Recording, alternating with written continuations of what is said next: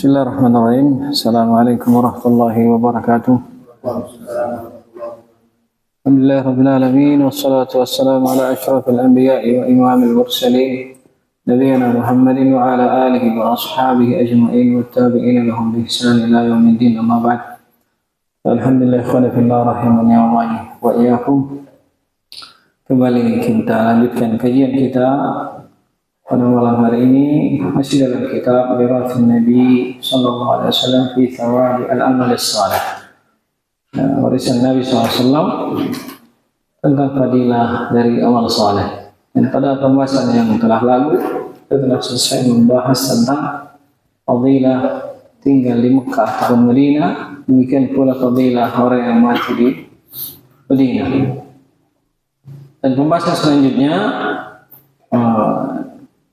beberapa fadilah yang terkait dengan jihad itu sendiri. Beberapa fadilah yang terkait dengan jihad. Bab yang pertama disebutkan di sini, thawabu man sa'ala Allah syahadata sadiqan min qalbihi. Fadilah orang yang meminta syahadat kepada Allah, meminta mesti syahid kepada Allah Subhanahu wa taala, jujur dari dalam hatinya. Sadiqan min qalbihi, jujur dari dalam hatinya. Nah, kalimat jujur dari dalam hatinya itu menunjukkan sesuatu bahwasanya sekiranya terjadi jihad, hanya Allah Subhanahu wa taala yang tahu bagaimana dia akan berbuat. Bagaimana dia akan berbuat. Dan bagaimana betul-betul dia menginginkan jihad itu pada dirinya. Dan memohon jihad atau berharap supaya bisa berjihad itu adalah tanda dari keimanan seorang hamba kepada Allah Subhanahu wa taala. Di dalam sebuah hadisnya Nabi sallallahu alaihi wasallam bersabda, "Man mata wa lam yaghzu." Siapapun yang mati dan tidak berperang, belum pernah berperang, wa lam yuhaddithu nafsahu, dan tidak pernah juga diniatkan dalam hatinya untuk berjihad, mata ala syu'batin minan nifaq, dia wafat di atas salah satu cabang dari cabang-cabang kemunafikan. Karena itu seorang muslim itu wajib ada pada dirinya niat untuk berjihad, niat untuk mati syahid. Ya, ini kita bukan berbicara tentang hukum jihad itu sendiri, tetapi hukum dari niat itu sendiri. Setiap muslim itu wajib untuk berniat agar dia diberi kesempatan oleh Allah Subhanahu wa taala berperang, atau diberikan nikmat oleh Allah Subhanahu wa taala untuk mati dalam peperangan, itu mati syahid. Karena kapan dia tidak memiliki niat tersebut, kata Nabi SAW, mata ala syu'batin minan nifaq, maka dia mati di atas sesuatu cabang dari cabang kemunafikan. Yang mana kata para ulama, ya, dan antara cirinya orang-orang munafik itu, ketika Nabi Sallallahu Alaihi Wasallam mengumumkan peperangan, maka mereka adalah orang-orang yang selalu mencari-cari alasan untuk tidak ikut berperang. Bahkan sebagiannya disebutkan dalam Al-Quran tentang alasan mereka. Waqalu buyut inna buyutana awrah wa ma hiya bi awrah yuriduna illa firara. Kalau mereka disuruhkan keluar untuk berjihad, mereka berkata, rumah kami itu adalah aurat. Coba bayangkan bagaimana hujahnya mereka, gak mau pergi jihad. Rumah kami itu aurat. Maksudnya apa? Di rumah itu ada istri-istri kami, gak ada yang jagain. Kehormatan keluarga kami di situ. Ya, yang mereka mengatakan inna buyutana aurat. Dan kata Allah Subhanahu wa taala, wa ma hiya bi aurat, dan dia bukanlah aurat. Maksudnya sebagaimana aurat yang disangkakan oleh orang-orang munafikin ketika itu. Bahkan Allah sebutkan alasan mereka, yuriduna illa firara. Bahkan sebenarnya mereka itu hanya ingin kabur dari medan jihad. Ya. Karena itu di antara sebagian kisah bagaimana kisahnya orang-orang munafikin itu, ketika Nabi SAW menyuruhkan jihad, selalu mencari-cari alasan supaya mereka bisa kembali ke Madinah. Ya, selalu bisa kembali ke Madinah. Di antara kisah yang paling masyhur tentang kisah perang Uhud. Ketika itu Nabi Shallallahu Alaihi Wasallam berangkat dari Madinah itu sekitar kurang lebih 1.000 orang. 1.000 orang. Dan di tengah perjalanan si Ubaidullah bin Salul ini memberi hasutan kepada kaum muslimin dan mengatakan, nggak usahlah kita berangkat. Mereka sepertinya nggak jadi datang. Karena mereka kaum muslimin gitu sudah ada perjanjian. Kita akan berperang. Mereka akan sudah kedengaran kabar bahwa mereka akan datang menyerang Madinah. Maka Nabi SAW ketika mengetahui hal tersebut membuat perjanjian bahwa kita tidak akan berperang di Madinah. Kita akan berperang di wilayah Uhud. Karena kalau masuk ke Madinah pasti akan ikut jadi korban wanita dan anak-anak, demikian pula orang tua. Sehingga ketika itu terkumpul kurang lebih 10.000 orang sahabat, 1.000 orang sahabat. Nah, dari 1.000 orang sahabat itu 250 orang terpengaruh hasusan dari Ubaidullah bin Abdullah bin Salul, Raisul Munafik, pimpinannya orang munafik. Padahal si Ubaidullah bin Salul ini di hadapan Nabi SAW pernah memuji-muji Nabi SAW di kalangan para sahabat. Telah datang kepada kalian seorang Nabi yang begitu agung, begitu mulia. Kalau kalian taati, kalian adalah orang mulia. Kalau kalian bermaksiat, kalian orang binasa dan celaka, tidak tahu bersyukur dan seterusnya. Begini seperti dia memuji, seperti cara dia memuji Nabi SAW dan berusaha meyakinkan Nabi SAW bahwa dia adalah orang mukmin yang taat. Nah, di tengah perjalanan menuju ke Medan Uhud itu dia hembuskan hasutan kepada sebagian orang-orang munafik, tapi nggak usah lah, kayaknya mereka nggak bakalan jadi datang, ya mereka nggak bakalan jadi datang, sehingga membelot dari pasukan Nabi SAW itu kurang lebih 250 orang, sehingga tidak tersisa kecuali hanya 750. Tetapi di tengah jalan itu Nabi SAW seleksi lagi. Nabi seleksi yang umurnya belum sampai 15 tahun disuruh kembali ke Madinah, sehingga tidak tersisa dari pasukan Nabi SAW kecuali hanya sekitar 700-an orang, kalau nggak salah ketika itu jumlahnya, yang ikut berperang di Medan Uhud. Itulah gambaran orang-orang munafik. Ya, selalu memberikan hasutan supaya mereka tidak berangkat menuju jihad. Karena kata Nabi SAW, mata syubatan minan nifaq. Orang yang tidak pernah berperang, tidak juga pernah berniat dalam hatinya untuk berperang di jalan Allah. Ketika dia mati, maka dia mati di atas salah satu cabang dari cabang kemunafikan. Karena sifatnya orang-orang munafik adalah selalu memalingkan manusia untuk tidak berperang di jalan Allah Subhanahu wa Ta'ala. Nah, kemudian sehingga yang menjadi kewajiban Islam Muslim, hendaknya dia berniat untuk mati syahid atau untuk berperang di jalan Allah Subhanahu wa Ta'ala. Wajib berniat. Adapun masalah kesempatan, semuanya kembali kepada Allah Subhanahu wa Ta'ala. Jelasnya wajib dia berniat. Nah, adapun hukum jihad itu sendiri, itu jihad adalah hukum yang berubah-ubah. Karena itulah kata Nabi SAW, walaupun dikatakan zirwatus sanamihi al-jihadu, ya puncaknya tanda keislaman itu adalah jihad. Dikatakan puncak tanda keislaman adalah jihad. Kenapa jihad tidak menjadi salah satu dari rukun Islam? Dengan fadilahnya yang sangat besar. Dan bahkan dalam Al-Quran orang berjihad tidak mati, mereka hidup.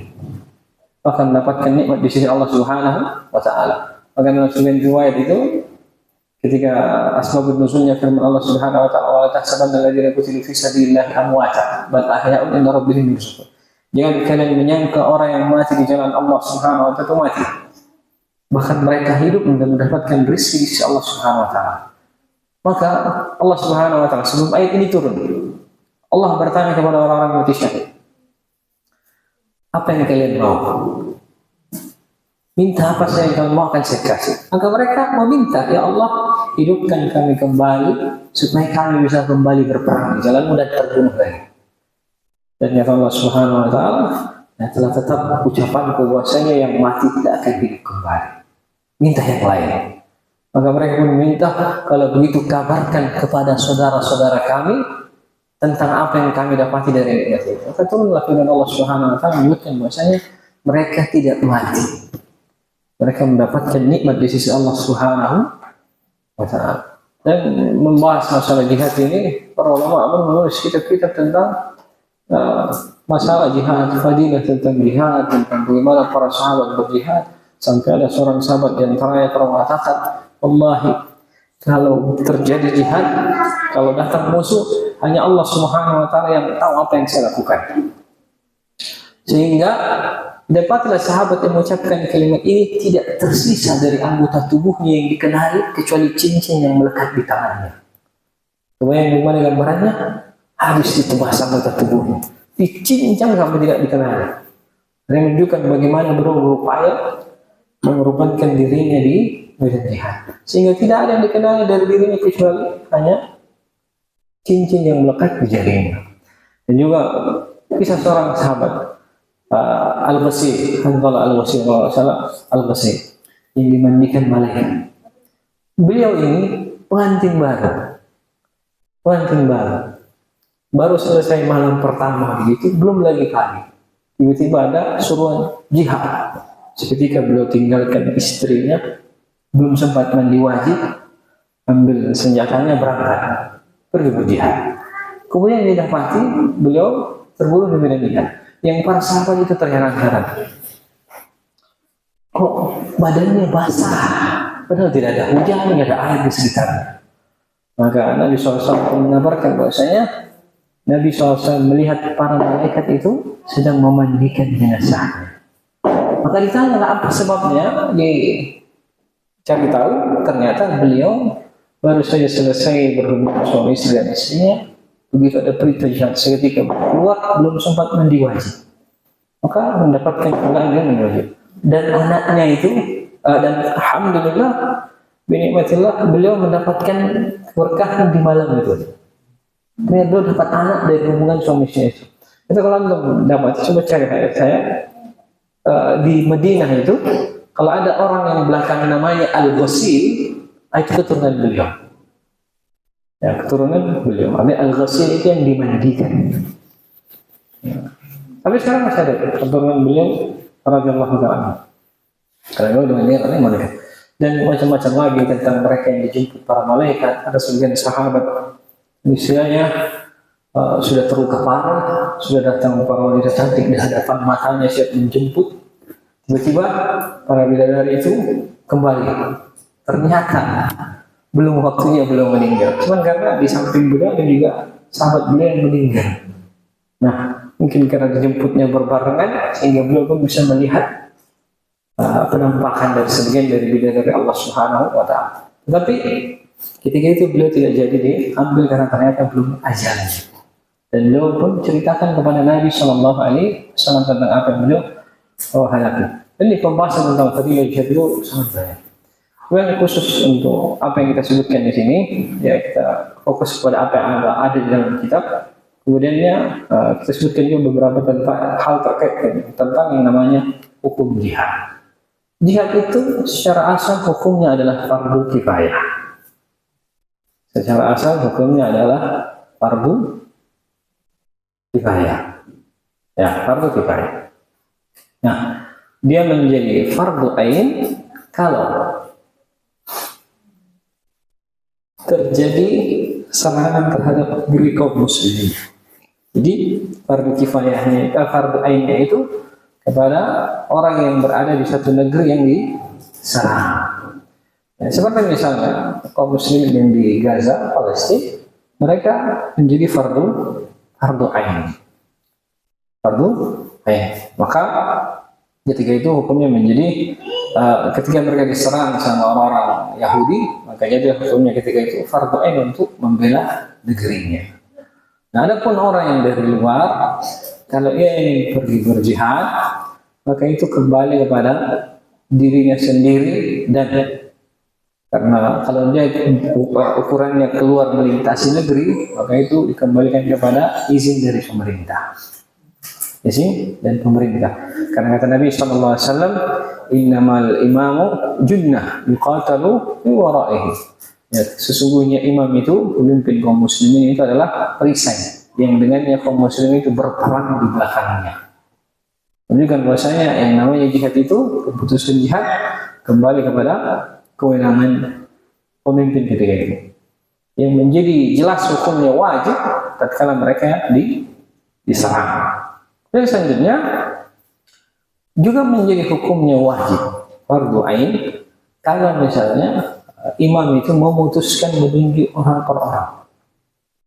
Kamu berangkat perang, kamu sefulan, maka yang ditunjuk ini juga hukumnya menjadi wajib.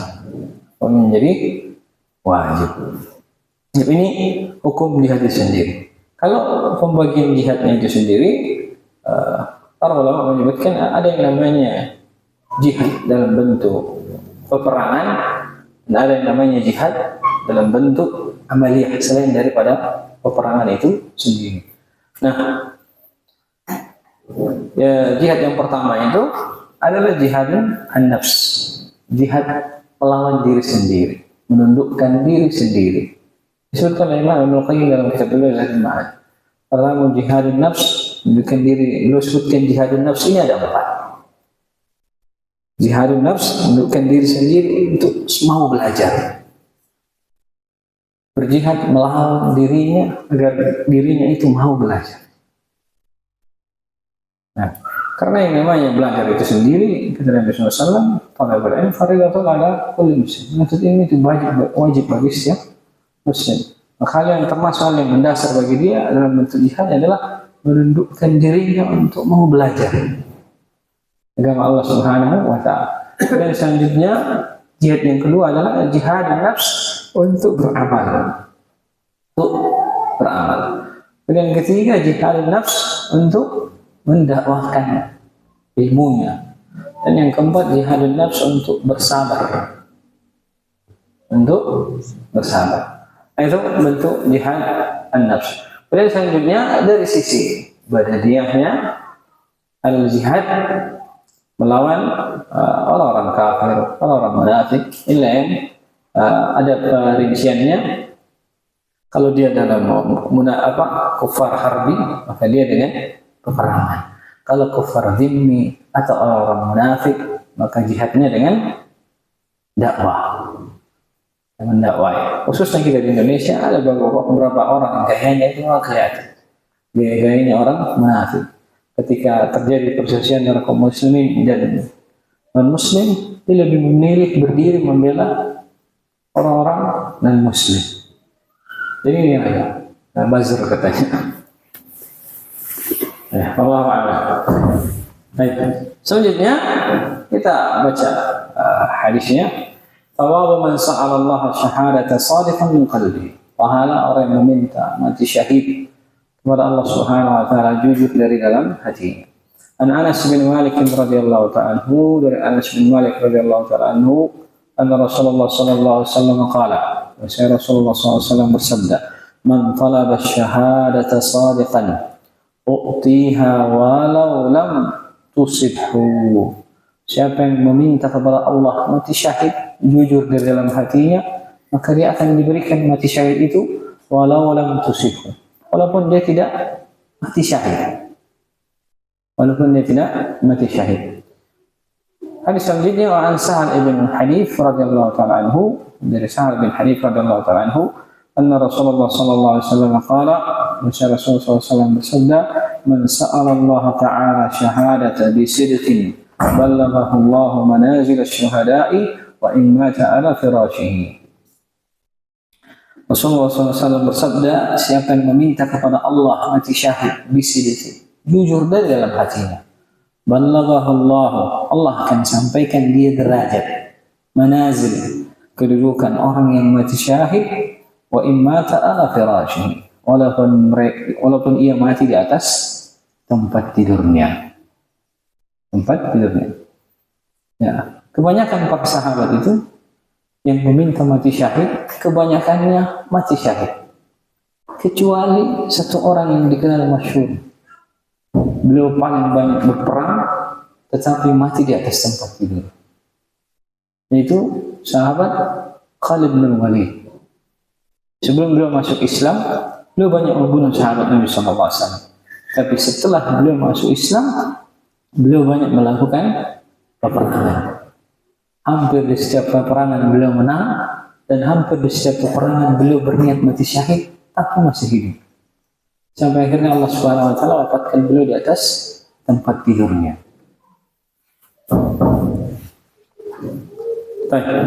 Dan ini juga dalil menunjukkan kita bahwasanya yang namanya keinginan yang kuat untuk meraih sesuatu itu hendaknya ditopang dengan doa. Hendaknya ditopang dengan doa. Kalau tidak ditopang dengan doa, maka seakan-akan kita telah berlepas diri dari Allah Subhanahu wa taala. Seakan-akan kita melepaskan diri dari pertolongan Allah Subhanahu wa taala. Ini apapun yang kita inginkan, hendaknya sekuat apapun yang ingin kita capai, hendaknya senantiasa ditopang oleh doa, khususnya dalam masalah ibadah. Dan ini juga sebagian dalil yang kita gunakan tentang yang namanya orang yang menginginkan pahala haji misalnya, tetapi tidak mampu untuk berangkat, minimalnya dia berdoa jujur dalam hatinya untuk mendapatkan pahala haji. Kalau Allah takdirkan dia berhaji, maka dia akan bisa berangkat ketika masih hidup. Tetapi kalau tidak, maka Allah sampaikan dia kepada derajat orang-orang yang berhaji. Baik. Bab selanjutnya, thawabu an-nafaqati fi sabilillah. Fadilah infak di jalan Allah. Baik. Kata di jalan Allah ini secara asal yang dimaksudkan dengannya adalah jihad. Tetapi dari maknanya yang lebih meluas kalau menurut syariat adalah semua yang ditempuh manusia dalam rangka bertakarrub kepada Allah Subhanahu wa taala. Itu masuk dalam kategori fisabilillah. Kategori fisabilillah. Karena itu para ulama ketika menafsirkan tentang orang-orang yang berhak menerima zakat harta itu, إنما الصدقات للفقراء والمساكين والآمنين عليها والمؤلفة قلوبهم وفي الرقاب والغارمين وفي سبيل الله. Ini 8 golongan itu. وفي سبيل الله. Sehingga sebagian itu mengatakan bahwasanya tentang pembahasan zakat fitrah, bahwasanya zakat itu maksudnya fi sabilillah itu semua yang sifatnya di jalan Allah. Semua yang sifatnya di jalan Allah masuk dalam makna fisabilillah. Sehingga sebagian ada yang sedikit luas memahami bahwasanya zakat mal itu boleh diserahkan kepada talabatul ilmi misalnya. Dan semua masuk dalam kategori fisabilillah. Fisabilillah. Nah, bukan hanya sebatas orang yang berperang. Walaupun secara zahir yang diinginkan fisabilillah adalah orang yang berperang. Tapi sebagian para ulama memandang bahasanya masuk fisabilillah adalah orang yang belajar atau hal-hal yang digunakan padanya untuk kemaslahatan dakwah. Cuman yang perlu digarisbawahi di sini, ya agar kita nggak salah paham, semua 8 golongan itu adalah orang. Dipahami? Semua yang 8 golongan itu adalah orang. Siapa? Jika Allah sebutkan sedekah itu maksudnya zakat harta itu untuk fuqara, orang-orang fakir dan orang miskin. Fakir dan miskin ini semuanya adalah orang. Udah. Wal amilina alaiha, para amilnya. Amilnya ini orang atau bukan? Orang kan? Wal mu'allafati qulubuhum, orang mungkin baru masuk Islam. Wal gharimin, budak yang dalam perjanjian untuk dibebaskan dari tuannya atau masuk di antaranya orang yang berhutang. Wa fisabilillah, dan orang di jalan Allah Subhanahu wa taala, maksudnya berperang. Yang perlu kita paham bahwasanya 8 golongan ini semuanya adalah orang. Kenapa? Supaya jangan sampai kita terlalu luas memahami yang namanya fisabilillah. Jadilah sebagian orang mengatakan bahwasanya zakat mal itu kita boleh gunakan untuk membangun masjid. Bukan. Enggak. Nama zakat mal itu zakat yang diserahkan kepada orang, bukan kepada bangunan misalnya. Kan? Nah, dan termasuk juga Ketika bagi sebagian ulama yang sedikit luas pembahasan tentang masalah penyerahan zakat fitrah, sebagian memandang zakat fitrah itu bisa diserahkan kepada 8 golongan juga. Nah, yang perlu dipahami yang digarisbawahi juga, walaupun mungkin mereka mengatakan ke-8 golongan itu, tetap dilihat kembali kepada orangnya, bukan kepada lembaganya. Karena ada sebagian mengatakan bahwasanya kita seperti kata Syekh Abdul Muhsin Abbad, beliau anda pernah dengar, beliau dimintai fatwa tentang menyerahkan zakat fitrah kepada pondok pesantren misalnya. Boleh nggak pondok itu menerima zakat fitrah? Kata beliau, kalau di dalamnya ada pelajar yang miskin, berarti bukan karena pondoknya, tetapi karena adanya orang. Ini yang perlu dipahami, zakat itu penyerahannya semuanya kembali kepada orang. Kalau ada lembaga yayasan, maka hanya sebatas penerima zakat. Itu pun maka hanya sebatas amil zakat. Itu pun kalau di Indonesia, maka dia harus berizin resmi dalam mengelola zakat mal kaum muslimin. Nah, jika misalnya himpunan-himpunan misalnya atau kelompok-kelompok pengajian mengadakan pengumpulan zakat mal, itu ilegal sebenarnya. Walaupun tujuannya ta'awun, tapi mereka berdosa karena hal itu telah diatur oleh pemerintah. Kalau mau lebih tenang, boleh caranya dia menitip kepada temannya atau kepada orang yang dipercaya untuk disalurkan. Baik, wallahu ta'ala. Baik, pahala infak di jalan Allah Subhanahu wa taala. Nabi Mas'ud Al-Ansari radhiyallahu ta'ala beliau berkata, "Ja'a rajulun binaqatin mahtumah, faqala hadhihi fi sabilillah." Faqala Rasulullah sallallahu alaihi wasallam, "Laka biha yaumal qiyamati 700 naqatin kulluha mahtumah." Nabi Mas'ud Al-Ansari radhiyallahu ta'ala bahwasanya ada seorang lelaki datang dengan ontanya yang telah siap dengan panahnya, dengan talinya juga untuk dibawa berperang. Maqala, beliau berkata, "Hadhihi fi sabilillah." Ini di jalan Allah. Maka kata Rasulullah sallallahu alaihi wasallam, "Laka biha."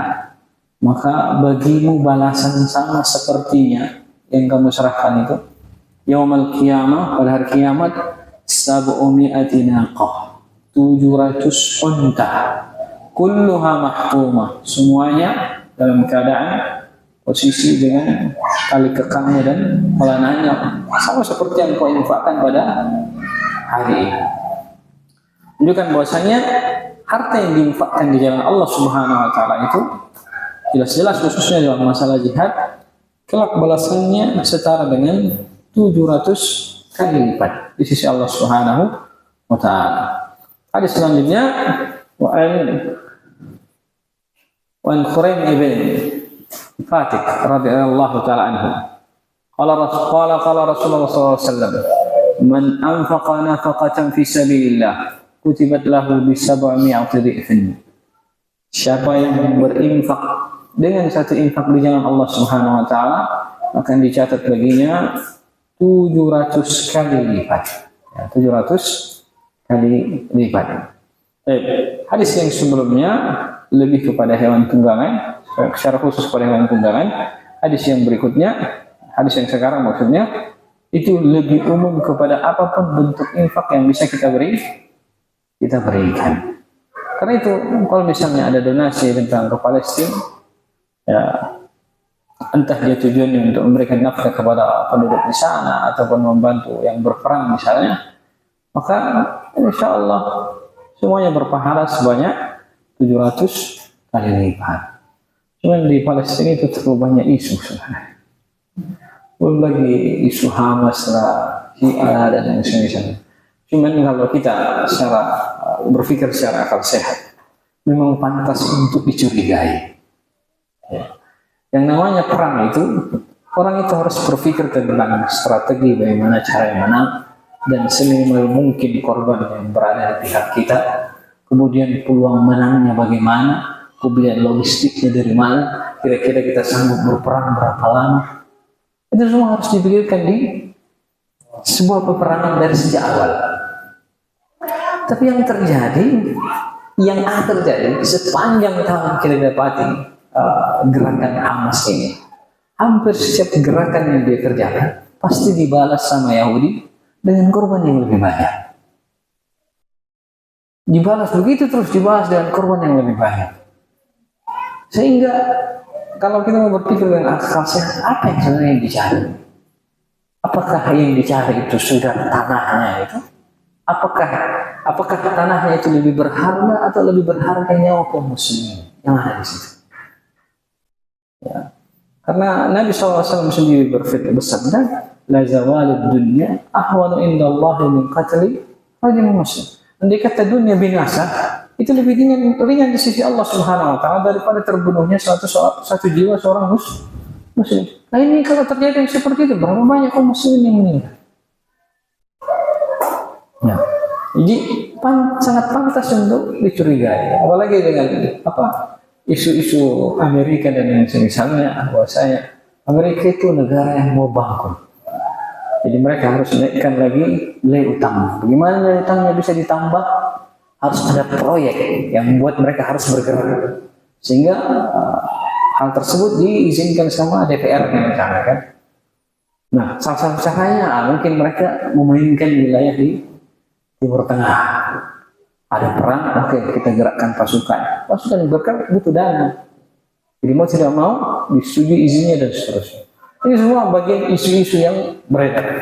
Itu kita coba bisa bilang Allahu a'lam. Nah, Allahu a'lam dengan apa yang terjadi. Cuman ya kalau dari sisi dukung-mendukung, kita pastilah mendukung kaum muslimin yang ada di Palestina. Apalagi mereka orang-orang yang boleh. Bahkan Nabi SAW bersabda, unsur akhaka zaliman aw mazlum. Tolonglah saudaramu yang dizalimi ataupun dia yang berbuat zalim ataupun dizalimi. Ya, apalagi posisinya orang-orang yang terzalimi. Itu apapun yang bisa kita kerjakan, entah kita doakan atau ikut berdonasi, maka itu adalah hal yang bisa kita tempuh untuk sebagai bentuk dukungan kita kepada mereka. Kemudian yang terakhir adalah rekening resmi dari pemerintah Palestina itu sudah ada untuk donasi. Nah, mengingat untuk jangan sampai terjadi kejadian-kejadian dana kaum muslimin disalahgunakan oleh lembaga-lembaga tertentu, kayaknya lebih afdolnya langsung donasi ke rekening yang dikeluarkan oleh pemerintah Palestina. Ya, semoga Allah Subhanahu wa taala nolong mereka dan nolong kaum muslimin di seluruh tempat. Nah, kemudian yang selanjutnya azan fi ahlihi aw syi'ihi, fadilah pahala orang yang mempersiapkan pasukan atau menggantikannya di keluarganya, aw syi'ihi atau masyarakatnya. Ya, maksudnya ketika ada orang berangkat berjihad, pasti ada yang tinggal. Nah, bukan dalam artian tinggal itu sengaja mereka tinggal, enggak. Secara asal para sahabat ketika ada Rasulullah jihad, semuanya pengen pergi. Semuanya pengen pergi. Lalu kenapa ada yang tinggal? Yang tinggal itu adalah orang-orang yang tidak punya perbekalan. Karena itu disebutkan dalam Al-Quran itu, ya, kalau Nabi SAW perintahkan berjihad, mereka datang kepada Nabi SAW, datang minta diajak. Nah, kemudian kata Allah Subhanahu wa taala, "Qul la ajidu ma ahmilukum alaihi." Lalu engkau berkata kepada mereka, Muhammad, saya tidak menemukan apa yang saya bisa bawa kalian. Saya nggak punya perbekalan yang dengannya saya bisa membawa kalian untuk ikut berjihad. Kemudian yang terjadi selanjutnya, tawallau a'yunuhum tafidu minad dam. Lalu mereka pun berpaling meninggalkanmu dalam keadaan mereka bercucuran air mata, nangis, nggak dibawa pergi berjihad. Bagaimana para sahabat itu yang ada dalam hatinya betul-betul pengen berjihad bersama Nabi Sallallahu Alaihi Wasallam. Nah, orang-orang yang tidak pergi berjihad inilah yang disebut dalam Al-Quran punya keutamaan lain. Kata Nabi Sallallahu Alaihi Wasallam, maksudnya masyirtum masyiratan ma'amla qata'tum wadiyan illa syarakakum fil ajr habasahumul marad aw al-udhr. Kata Nabi SAW, di Madinah itu ada sekelompok laki-laki yang tidaklah kalian menempuh suatu jalan atau menempuh sebuah lembah kecuali mereka akan menyertai kalian dari sisi pahalanya. Kenapa mereka tidak ikut? Habasahumul marad. Mereka tertahan karena sakit, dan dalam riwayat lain tertahan karena uzur. Ya, salah satu uzurnya enggak punya bekal untuk mereka gunakan berangkat pergi berjihad. Nah, orang-orang yang tidak berangkat inilah yang bertugas membantu keluarga-keluarga para sahabat yang ditinggal, membantu mencukupi keperluan mereka. Dan itulah disebutkan bab tersendiri tentang fadilah mereka yang tidak berangkat, tetapi berangkat karena bukan tidak pengen berjihad, berangkat karena ada uzur, dan tidak berangkat karena ada uzur, dan karena mencukupi keluarga-keluarga mereka yang pergi berjihad. An Zaid bin Khalid al-Juhani radhiyallahu taala anhu qala Nabi sallallahu alaihi wasallam, dari Zaid bin Khalid al-Juhani, beliau berkata bahwa Nabi sallallahu alaihi wasallam bersabda, man jahaza ghazian faqad ghaza. Siapa yang menyiapkan kebutuhan seorang yang berperang, maka sungguh dia telah ikut berperang. Wa man khalafa ghazian fi ahlihi bi khairin faqad ghaza. Dan siapa yang mencukupi atau menggantikan seorang yang pergi berperang dalam keluarganya bi khairi, dengan mengerjakan kebaikan untuk mereka, faqad ghaza, maka sungguh dia telah ikut berperang. Karena di masa lalu sebagian sahabat itu ada yang peternak, ada yang pedagang. Nah, ketika mereka berangkat misalnya, khususnya yang peternak, mau tidak mau ada yang menyiapkan makanan ternak mereka. Maka siapapun yang berdiri ketika itu membantu mencukupi makanan ternaknya sahabat yang berangkat berperang, maka dia telah ikut berperang, maksudnya mendapatkan pahala dari peperangan. Dan khususnya kondisi ketika itu yang namanya sumur hanya ada di sebagian tempat, hanya ada sebagian tempat. Nah, yang biasanya pergi mengambilkan air itu adalah para lelaki. Nah, kalau ada sahabat yang berdiri mengambilkan air untuk dibawakan kepada keluarganya yang pergi berperang, maka dia telah mendapatkan pahala ikut berperang. Nah, demikian pula seterusnya dari amal-amal yang mungkin dikerjakan oleh para sahabat, yang kalau mereka tinggalkan keluarganya, maka kalau ada yang menggantikannya, maka mereka pun mendapatkan pahala orang yang berjihad.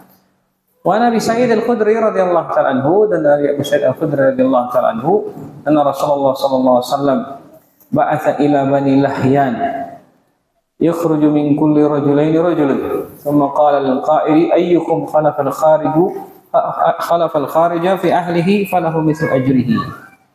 Dan Nabi Sa'id al-Khudri radhiyallahu ta'ala anhu, Rasulullah sallallahu alaihi wasallam mengutus seseorang kepada Bani Lahyan agar yakhruju min kulli rajulaini rajul, agar dari dua orang lelaki itu yang ada di keluarga mereka hendaknya berangkat satu orang. Tsumma qala lil qa'il, kemudian beliau berkata kepada yang tinggal, ayyukum khalafal kharija fi ahlihi falahu mithlu ajrihi. Siapa di antara kalian yang menggantikan orang yang berangkat berjihad untuk mencukupi kebutuhan keluarganya, maka baginya pahala seperti pahala yang berjihad. Pahala yang berjihad. Nah, ini masuk di antaranya juga bagi misalnya sebagian para penuntut ilmu yang pergi belajar di sana, kadang mereka meninggalkan keluarganya. Kalau ada yang mencukupi kebutuhan keluarganya di belakang, maka masuk dalam fadilah ini, sama seperti orang yang belajar. Dan para ulama juga memang menyebutkan bahwasanya yang namanya orang yang berjihad dan orang yang menuntut ilmu itu manzilahnya hampir sama.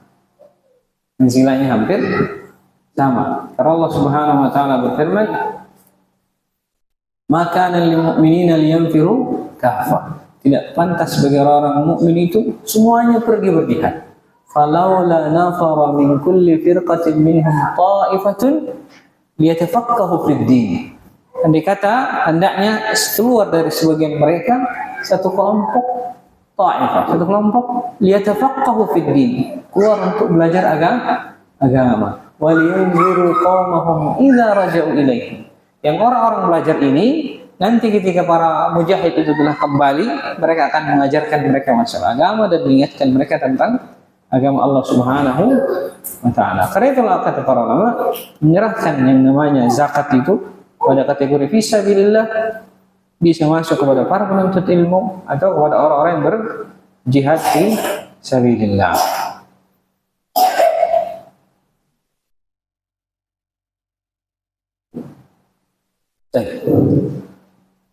Kita cukupkan sampai sini, masih ada beberapa bab lagi masih yang terkait dengan masalah jihad. Cuman pada hadis yang terakhir ini di antara fadilahnya, ya, ini adalah bagian dari keumuman sabda Nabi Shallallahu Alaihi Wasallam, "Man dalla ala khairi." Siapa menunjukkan pada sebuah kebaikan, falahu minal ajri misla ujuri man amilahu duna yanqusu min ujurihim syai'a. Maka baginya pahala seperti orang yang mengerjakannya tanpa mengurangi pahala mereka sedikit pun. Ini masuk dalam keumuman sabda Nabi Shallallahu Alaihi Wasallam. Jadi orang-orang yang menyiapkan orang yang pergi berjihad misalnya, atau memberi bantuan kepada para penuntut ilmu, para pelajar, atau menjadi wasilah dari kebaikan, maka mereka mendapatkan pahala sama seperti orang yang mengerjakannya. Terkhusus ya yang paling banyak kepanitiaan.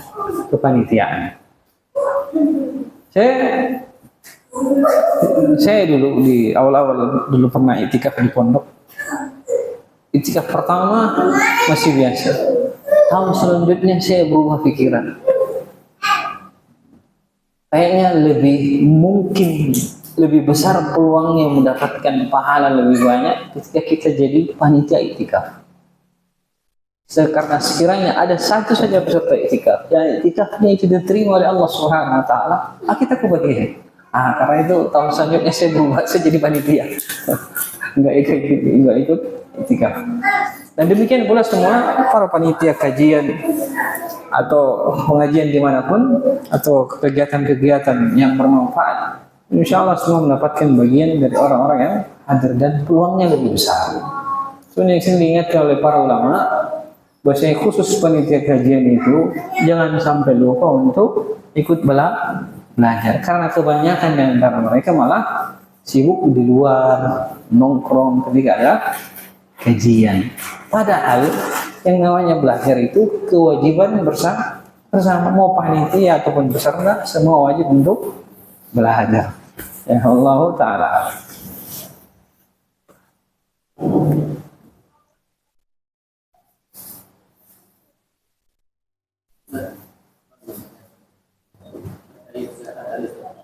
Kalau misalnya Jakarta itu kan Jakarta Mas pada pandemi dan ketika 2,5 maksudnya katakanlah suap 2 juta atau 3 juta. Nah yang 3 juta ini diberikan perorangan dan yang saja diberikan seperempat orang saja atau dibagikan berapa orang? Boleh dia bagi, cuman pada intinya diberikan ke orang. Ada minimal nggak usah, jadi sebenarnya kalau misalnya itu kembali kepada maslahatnya sendiri. Kadang-kadang misalnya dia anggaplah mungkin ya di lingkungannya ada 10 orang dengan kondisi yang sama.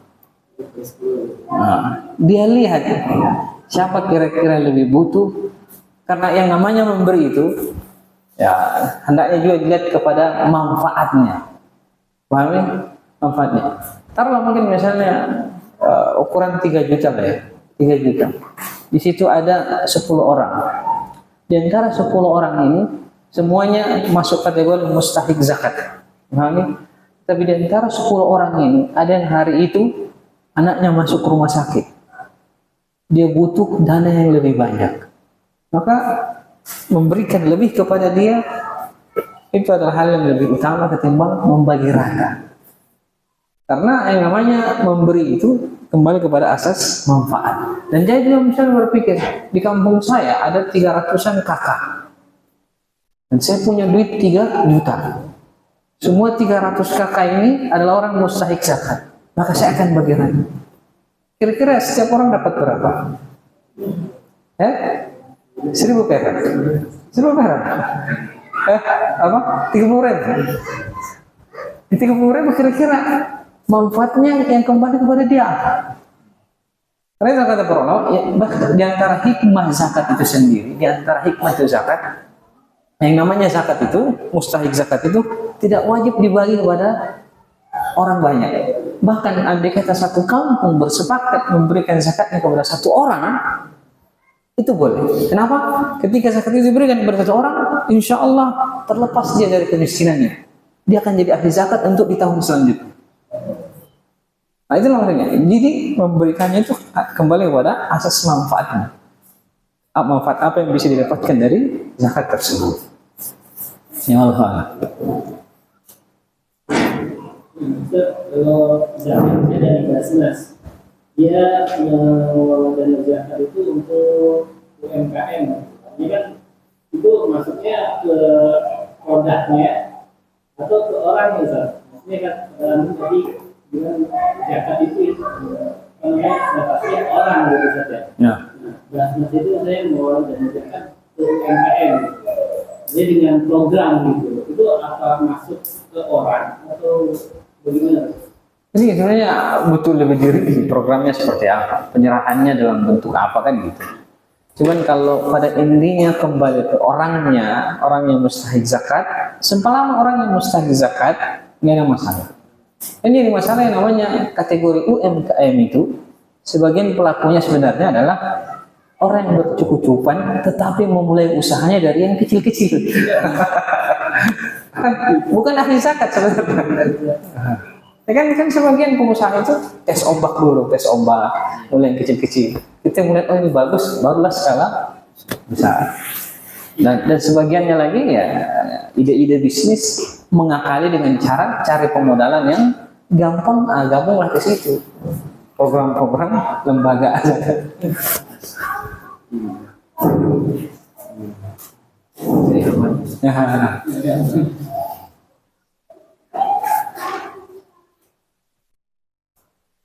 Coba.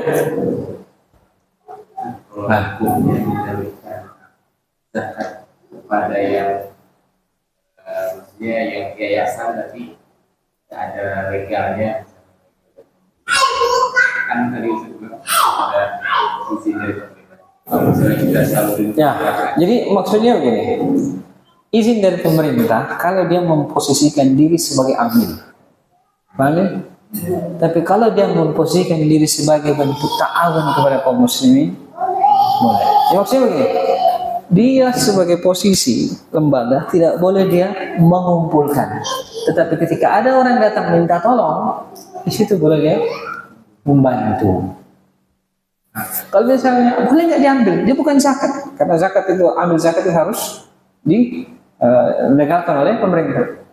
Jawabannya boleh dia ambil kalau dia masuk mustahik zakat.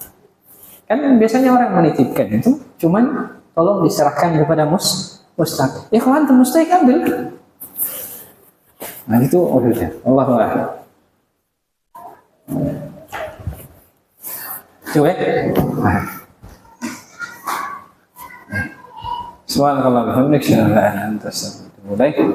Alhamdulillah rabbil alamin. Wassalamualaikum warahmatullahi wabarakatuh.